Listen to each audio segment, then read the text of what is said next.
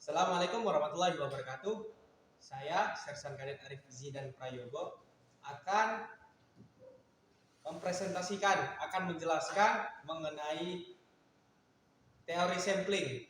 Teori sampling merupakan bagian dari ilmu statistika. Oke, kita mulai dari teori sampling. Nah, ini adalah saya, Arif Zidan Prayogo. Sersan Kadet Arif Zidan Prayogo. Lanjut. Oke, ada 3 metode pengumpulan data yang biasa dilakukan dalam melakukan penelitian. Yang pertama adalah sensus. Sensus merupakan pengambilan data yang dilakukan dengan seluruh populasi. Contoh dari sensus adalah sensus penduduk. Yang kedua, survei. Survei adalah pengambilan data yang dilakukan dalam penelitian dengan mengambil sebagian dari populasi tersebut.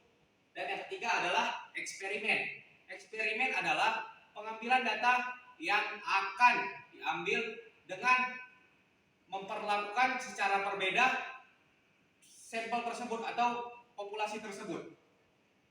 Selanjutnya, ada beberapa tahapan yang perlu dilakukan, antara lain secara berurutan. Ini harus berurutan ini.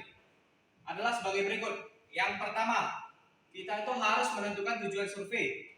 Yang kedua, mengidentifikasikan populasi penelitian. Yang pertama kita tujuan survei harus tahu. Yang kedua, kita harus mengidentifikasikan populasi dari penelitian tersebut. Yang ketiga, kita harus menentukan data atau variabel atau X yang akan dikumpulkan. Yang keempat, kita harus menetapkan derajat presisi yang diinginkan. Yang kelima, menentukan metode pengumpulan data yang akan kita pakai.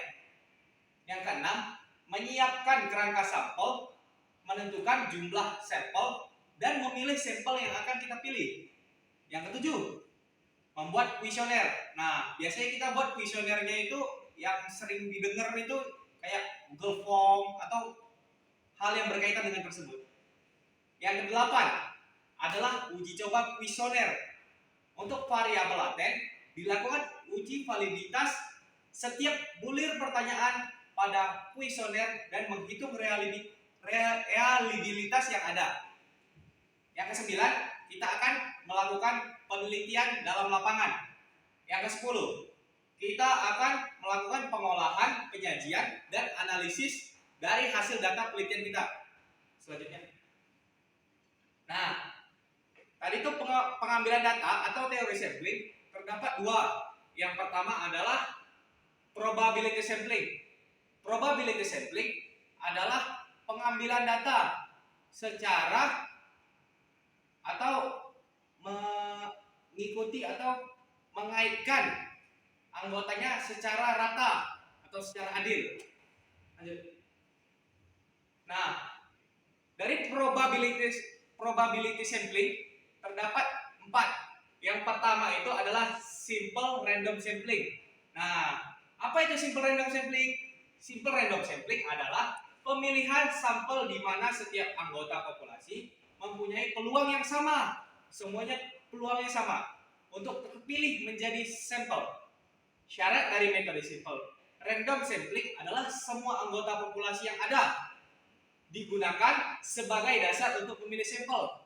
Biasanya untuk kita menggunakan simple random sampling itu adalah dengan cara mengundi. Contoh, mengambil bola di dalam kotak atau mengundi lah istilahnya. Lanjut. Yang kedua adalah systematic sampling.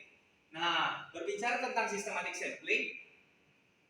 sampling yaitu pemilihan sejumlah sampel atau N kecil dengan menggunakan interval yang sama, di mana interval adalah hasil bagi populasi atau N besar dengan sampel atau N kecil, yang kita bisa rumuskan sebagai berikut. I sama dengan N besar dibagi N kecil. Nah, tahap awal dari systematic sampling adalah kita harus menentukan random start atau R1-nya dulu sebagai dasar untuk menentukan angka acak berikutnya. Nah, ada 2 macam systematic sampling nih.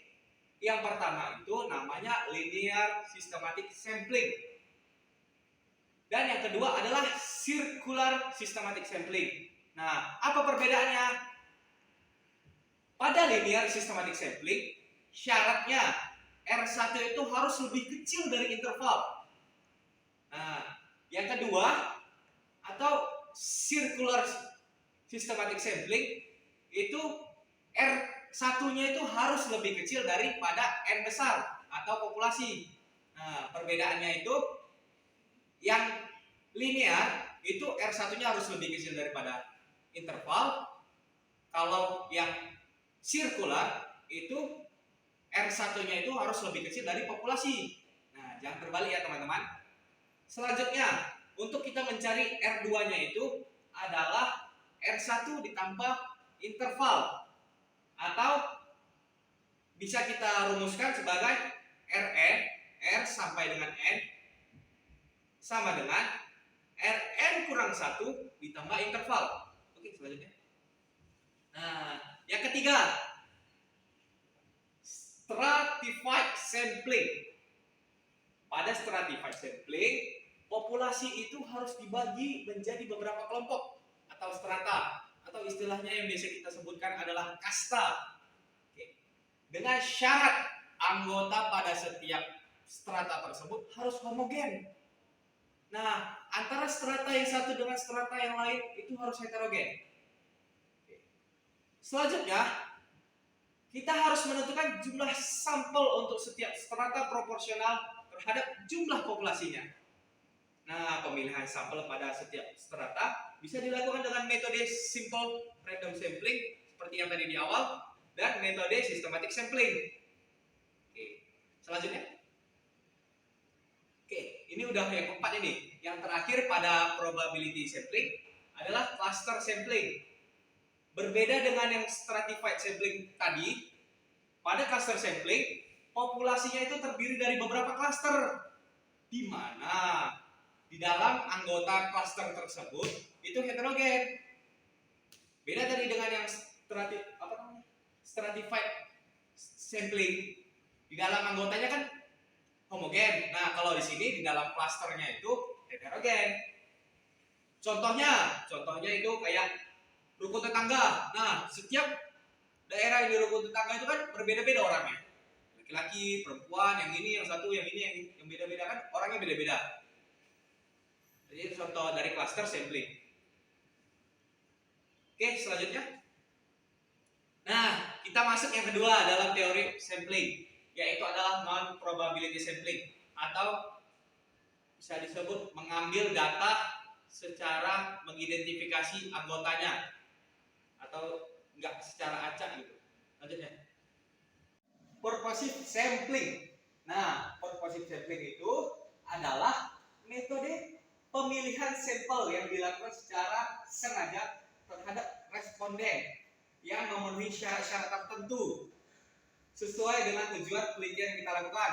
Nah, kita memilih responden itu harus sesuai dengan tujuan kita. Jangan milihnya asal-asal. Nggak boleh. Contohnya, kalau kita ingin ke industri pertahanan nih, kita tuh harus memilih PT kayak PT Pindad, PT PAL, PT apa lagi? Kemhan atau terserah, yang pasti harus berhubungan dengan pertahanan. Nah, begitu. Selanjutnya, kita masuk ke quota sampling.